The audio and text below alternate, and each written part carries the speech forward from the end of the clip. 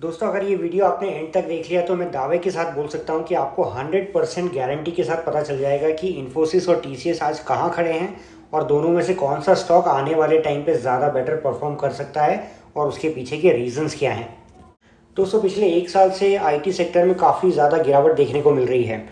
TCS और इन्फोसिस जैसे बड़े बड़े शेयर्स भी डाउन हैं। तो अब अगर हम आईटी सेक्टर में इन्वेस्टमेंट करना चाहते हैं तो हमें देखना पड़ेगा कि टीसीएस या इन्फोसिस जैसी दो बड़ी कंपनी के बीच में से हम कौन सी कंपनी को चुनें और क्यों।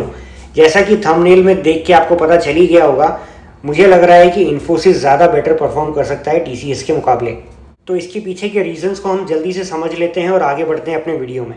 इसके लिए हम इन दोनों शेयर्स को 9 अलग अलग पैरामीटर्स पे कंपेयर करेंगे और वहाँ से हमें पता चलेगा कि कौन से 6 सबसे बड़े रीजंस मुझे लगते हैं कि इन्फोसिस टीसीएस से काफ़ी ज़्यादा बेटर परफॉर्म कर सकता है एटलीस्ट अगले 1-2 सालों में। तो सबसे पहले देख लेते हैं इन दोनों कंपनीज की रेवेन्यू ग्रोथ।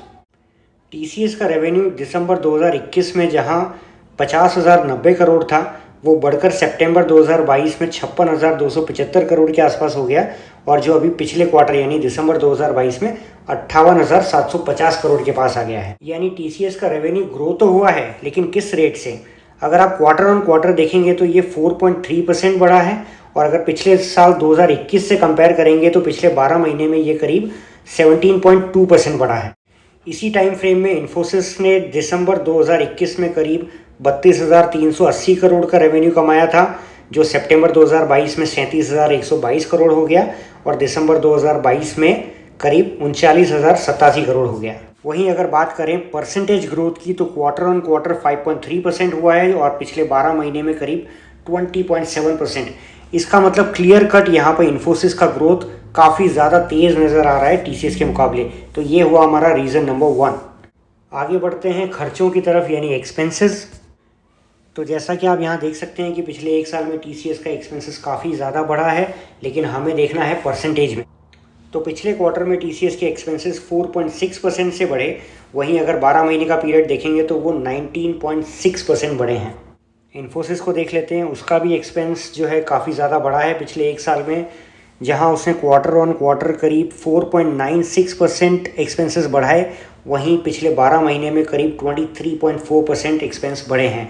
इसका मतलब एक्सपेंसेस में टीसीएस मार्जिनली बेटर कर रहा है। तो यहाँ पे हम वो 6 कारणों में से एक कारण नहीं देख रहे हैं जहाँ हमें इन्फोसिस ज़्यादा बेटर लग रहा है। आगे बढ़ते हैं और देखते हैं किसी भी बिजनेस के लिए सबसे इंपॉर्टेंट पैरामीटर यानी कि प्रॉफिट। टीसीएस का प्रॉफिट दिसंबर 2021 में करीब 9,806 करोड़ का था, जो बढ़कर हो गया 10,465 करोड़ सितंबर 2022 में और पिछले क्वार्टर यानी दिसंबर 2022 में वो और भी बढ़ा और बढ़ के पहुँच गया 10,883 करोड़।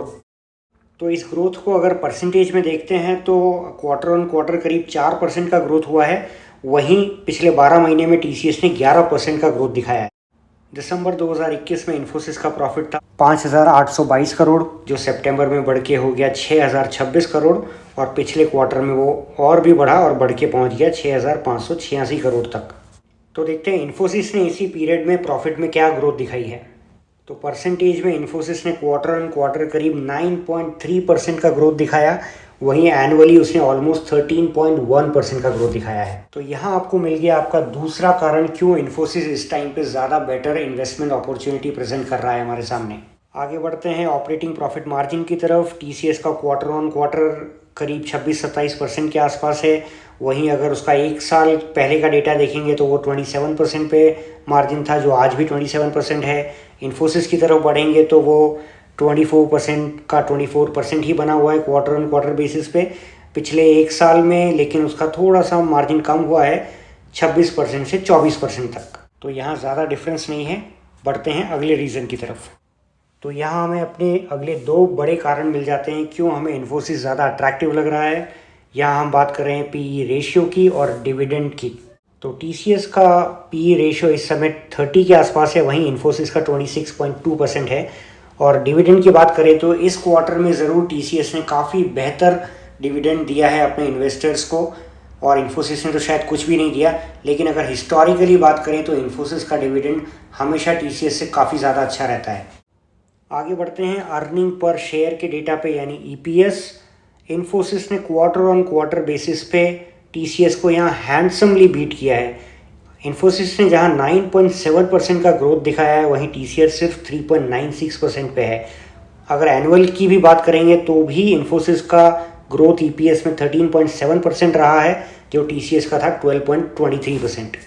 दोस्तों अब हम बात करेंगे एक ऐसे फैक्टर के बारे में जिसके बारे में पिछले 6-8 महीनों में काफ़ी ज़्यादा बात हुई है, ना सिर्फ इंडिया में बल्कि ग्लोबली। जी हाँ, हम बात कर रहे हैं एट्रिशन रेट की। एट्रिशन रेट का मतलब होता है कि किसी भी एक ड्यूरेशन में किसी एक कंपनी से कितने लोगों ने उस कंपनी को विलिंगली यानी अपनी मर्जी से छोड़ा है। ये एट्रिशन रेट पूरे टेक सेक्टर में पिछले कुछ टाइम से काफ़ी ज़्यादा बढ़ गया है और इसी की वजह से अपने एम्प्लॉयज़ को रोकने के लिए इन कंपनीज़ को उनको अच्छा खासा सैलरी हाइक और प्रमोशन और बहुत सारे दूसरे पर्क्स देने पड़ रहे हैं, जिसकी वजह से इनका एक्सपेंसेस बढ़ गया है। तो देखते हैं टीसीएस और इन्फोसिस में से कौन सी कंपनी अपने एट्रिशन को रोकने में कामयाब हुई है। इन्फोसिस ने अपना एट्रिशन रेट काफ़ी तेज़ी से नीचे लाया है, करीब 27.1% Q2 से लेके अभी 24.3% तक। वहीं टीसीएस की बात करें तो उसमें सुधार हुआ है लेकिन ज़्यादा नहीं। चलिए दोस्तों, अब आखिर में बात कर लेते हैं शेयर प्राइस की, यानी कौन सा शेयर अभी ज़्यादा डिस्काउंटेड प्राइस पे अवेलेबल है। यहाँ भी दोस्तों आप देख सकते हैं कि इन्फोसिस इस समय ज़्यादा डिस्काउंटेड प्राइस पे अवेलेबल है। इसका मतलब ये सारे एनालिसिस देख के मेरा पर्सनल राय ये है कि आने वाले 6 महीने से लेके 1 साल तक इन्फोसिस ज़्यादा अच्छा परफॉर्म कर सकता है टीसीएस के कंपैरिजन में। लेकिन अगर आपकी राय इससे अलग है तो प्लीज़ मुझे कमेंट करके बताएं कि आपको ऐसा क्यों लगता है। और अगर आपको ये वीडियो पसंद आया है तो इसे प्लीज़ लाइक कीजिए, मेरे चैनल को सब्सक्राइब कीजिए। मिलते हैं अगले वीडियो में, तब तक के लिए गुड बाय।